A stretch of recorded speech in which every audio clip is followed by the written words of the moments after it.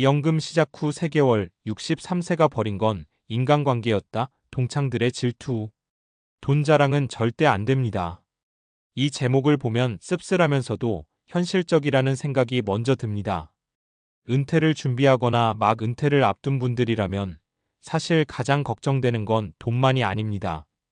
오히려 시간이 많아진 뒤에 인간관계가 더 어렵게 느껴지죠. 직장이라는 울타리 안에서는 관계가 자동으로 유지됩니다. 매일 얼굴을 보고 회식하고 같은 고민을 나누면서 자연스럽게 이어지니까요.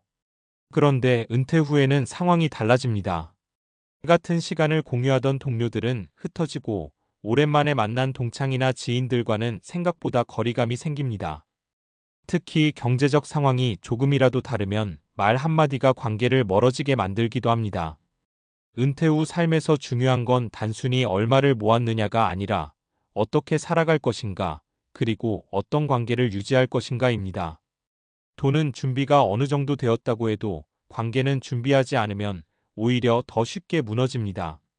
그리고 그 무너짐은 아주 사소한 말에서 시작되기도 합니다. 연금이 이 정도 나온다. 투자로 수익이 괜찮다. 요즘은 여행만 다닌다 같은 말들이 듣는 사람에게는 자랑으로 들릴 수 있기 때문입니다. 은퇴 후 인간관계에서 가장 조심해야 할 것은 바로 비교와 자랑입니다. 직장에서는 연봉과 직급으로 이미 비교가 이루어졌지만 은퇴 후에는 그 비교가 더 직접적으로 드러납니다. 누구는 연금이 넉넉하고 누구는 부족하고 누구는 아직도 일을 해야 합니다. 이런 상황에서 돈 이야기는 생각보다 쉽게 질투를 불러옵니다. 그리고 그 질투는 대놓고 표현되지 않더라도 관계를 서서히 멀어지게 만듭니다. 첫 번째 사례를 하나 이야기해 볼게요.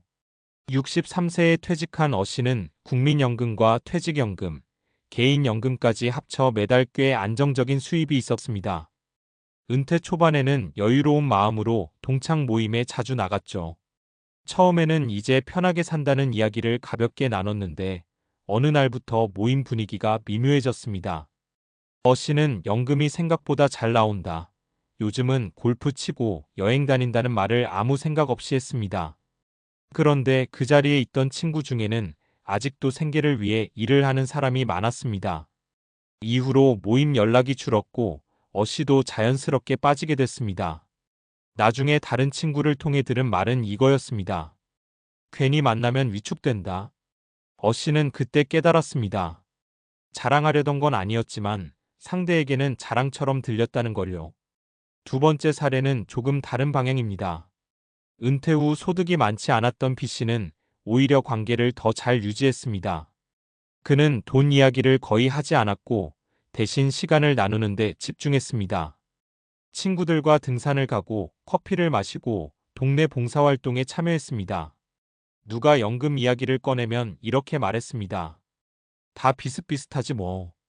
건강하면 된 거지. 이 말이 묘하게 관계를 편하게 만들었습니다. 상대방도 부담 없이 자신의 상황을 이야기할 수 있었고 서로 비교하지 않게 됐습니다. B 씨는 부유하지 않았지만 인간관계는 오히려 더 넓어졌습니다. 은퇴 후 가장 중요한 자산이 사람이라는 걸 몸소 보여준 사례입니다. 세 번째 사례는 은퇴 준비 단계에서 참고할 만합니다. 60세를 앞둔 C 씨는 아직 은퇴 전이지만 이미 마음가짐을 바꿔두었습니다.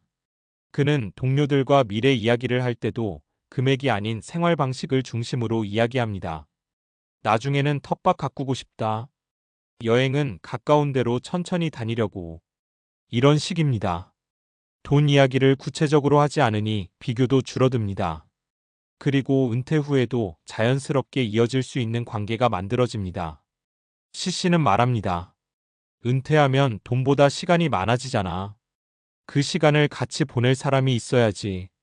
이 말은 은퇴 준비의 핵심을 잘 보여줍니다. 재무 준비만큼이나 관계 준비가 중요하다는 것이죠. 은퇴 후 삶에서 우리가 흔히 놓치는 것은 말의 무게입니다. 직장에서는 성과와 연봉이 이야기의 중심이지만 은퇴 후에는 삶 자체가 이야기의 중심이 됩니다. 그때 돈 이야기는 생각보다 큰 영향을 미칩니다. 특히 한국 사회에서는 체면과 비교 문화가 강하기 때문에 경제적 여유를 드러내는 말이 상대에게 상처가 될 수 있습니다. 그래서 은퇴 후 인간관계를 잘 유지하는 사람들의 공통점은 하나입니다. 돈 이야기를 줄이고 일상 이야기를 늘린다. 그렇다고 해서 무조건 숨기라는 뜻은 아닙니다. 다만 굳이 먼저 꺼낼 필요는 없다는 겁니다. 연금 액수, 투자 수익, 자산 규모 같은 구체적인 숫자는 관계를 편하게 만들기보다 불편하게 만들 가능성이 큽니다. 대신 건강 이야기, 취미 이야기, 가족 이야기처럼 누구나 공감할 수 있는 주제가 관계를 오래 이어줍니다. 은퇴 준비를 하면서 우리는 보통 이렇게 생각합니다. 노후 자금은 충분할까? 연금은 언제 받는 게 좋을까? 물론 중요합니다. 하지만 여기에 하나를 더 붙여야 합니다. 은퇴 후 누구와 시간을 보낼까? 이 질문에 대한 준비가 되어 있지 않으면 돈이 있어도 외로울 수 있습니다. 반대로 돈이 많지 않아도 사람이 있으면 삶은 훨씬 풍요로워집니다. 결국 은퇴 후 삶의 핵심은 균형입니다. 재정은 안정적으로, 관계는 편안하게. 그리고 그 관계를 지키는 가장 간단한 방법 중 하나가 바로 돈 자랑을 하지 않는 것입니다. 자랑하지 않는다고 해서 삶의 질이 떨어지는 건 아닙니다. 오히려 더 편해집니다. 비교가 사라지고 질투가 줄어들고 관계가 오래갑니다. 은퇴는 끝이 아니라 새로운 시작입니다. 시간이 많아지는 만큼 말 한마디의 영향도 커집니다. 연금이 시작된 후 3개월 만에 인간관계를 잃는 사람이 있는 반면 은퇴 후 더 많은 사람을 얻는 사람도 있습니다. 그 차이는 거창한 재산이 아니라 태도와 대화 방식에서 나옵니다. 은퇴를 준비하고 있다면 통장 잔고만큼이나 인간관계의 잔고도 점검해보면 좋겠습니다. 그리고 기억해두면 좋겠습니다. 은퇴 후 가장 오래 남는 자산은 돈이 아니라 함께 시간을 보낼 사람이라는 걸요. 앞에서 이야기한 것처럼 은퇴 후 인간관계는 돈보다 더 큰 변수로 작용합니다. 그렇다면 자연스럽게 다음 질문이 생깁니다. 왜 은퇴 후에는 인간관계가 더 예민해지고 돈 이야기가 갈등의 원인이 되기 쉬울까? 이건 단순한 기분 문제가 아니라 심리학과 사회학에서 이미 여러 연구로 설명되는 부분입니다. 먼저 인간은 기본적으로 사회적 비교를 통해 자신의 위치를 확인하는 존재입니다. 심리학자 레온 페스팅거의 사회적 비교 이론에 따르면 사람은 주변 사람과 자신을 비교하면서 만족감이나 불안감을 느낍니다. 직장에서는 직급과 연봉이라는 공식적인 비교 기준이 있지만 은퇴 후에는 그 기준이 사라집니다. 대신 연금, 자산, 자녀 상황, 건강 상태 같은 것들이 새로운 비교 기준이 됩니다. 문제는 이 비교가 더 직접적이고 개인적이라는 겁니다.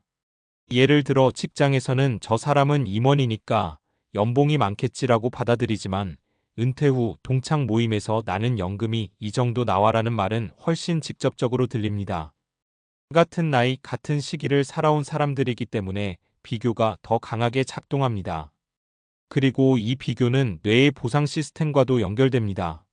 신경과학 연구에 따르면 사람은 자신이 상대적으로 뒤처졌다고 느낄 때 스트레스 호르몬인 코르티솔이 증가하고 상대적으로 앞서 있다고 느낄 때는 도파민이 증가합니다.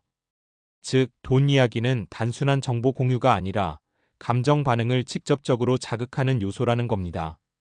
또 하나 중요한 건 은퇴 후의 정체성 변화입니다. 직장에 있을 때는 직함과 역할이 정체성을 만들어줍니다.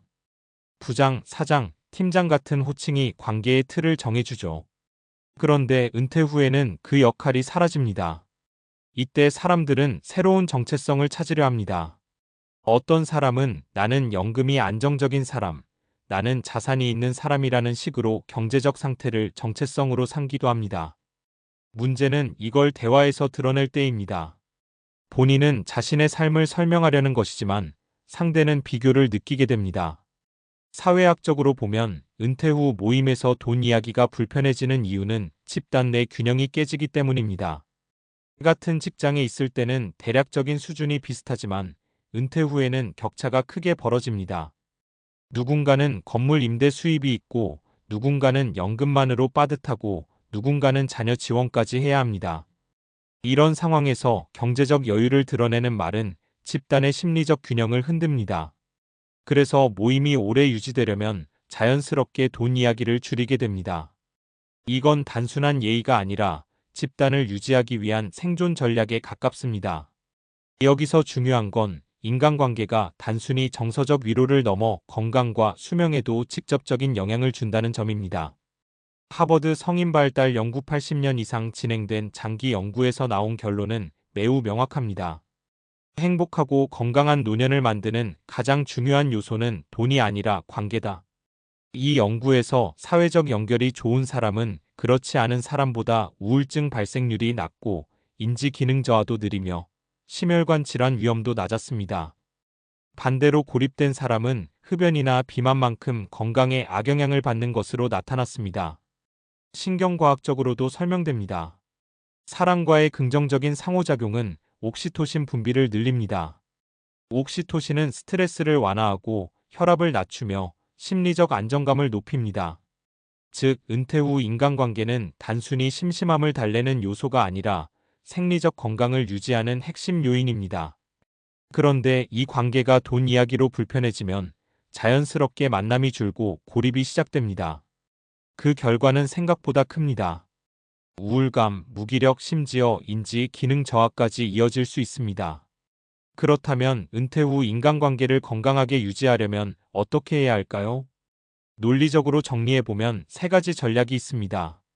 첫째, 정보 공유와 감정 공유를 구분하는 것입니다. 연금, 자산, 투자 이야기는 정보 공유입니다. 하지만 모임에서 중요한 건 감정 공유입니다. 사람들은 숫자보다 감정에 반응합니다. 요즘 시간 많아서 좋다, 건강관리 시작했다, 걷기 운동 재미있다 같은 말은 누구나 공감할 수 있습니다. 반면 연금이 얼마다는 말은 공감보다 비교를 부릅니다. 은퇴 후 모임에서는 정보보다 감정 중심 대화가 관계를 오래 유지합니다. 둘째, 관계의 목적을 바꾸는 것입니다. 직장 시절 관계는 협업과 성과 중심이었습니다. 은퇴 후에는 정서적 지지와 시간 공유 중심으로 바뀌어야 합니다. 이를 위해서는 함께할 활동이 중요합니다. 걷기 모임, 등산, 독서 모임, 봉사활동 같은 공동활동은 경제적 차이를 드러내지 않으면서도 관계를 유지하게 해줍니다. 행동경제학에서도 공동활동은 집단 결속을 강화하고 비교를 줄이는 효과가 있는 것으로 나타납니다. 셋째, 자기 노출의 수준을 조절하는 것입니다. 심리학에서는 이를 적절한 자기 개방이라고 합니다. 너무 숨기면 거리감이 생기고 너무 드러내면 부담이 됩니다. 은퇴 후에는 특히 경제적 정보의 자기 개방을 낮추는 것이 관계 유지에 유리합니다. 대신 취미, 건강, 일상 같은 영역에서 자기 개방을 늘리는 것이 좋습니다. 결국 은퇴 후 삶은 두 축으로 움직입니다. 하나는 재정 안정, 다른 하나는 사회적 연결입니다.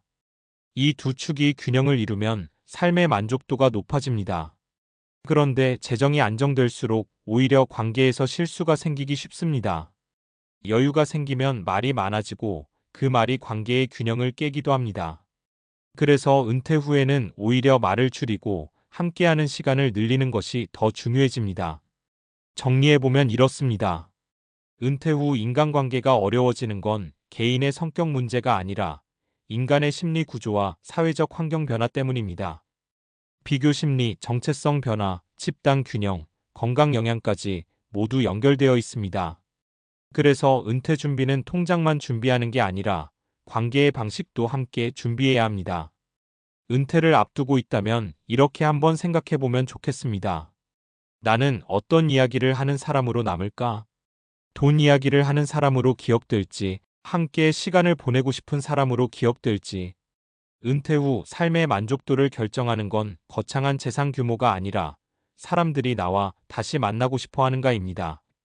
과학적으로 봐도 경험적으로 봐도 그 답은 분명합니다. 은퇴 후 가장 강력한 자산은 결국 좋은 관계를 유지하는 능력입니다.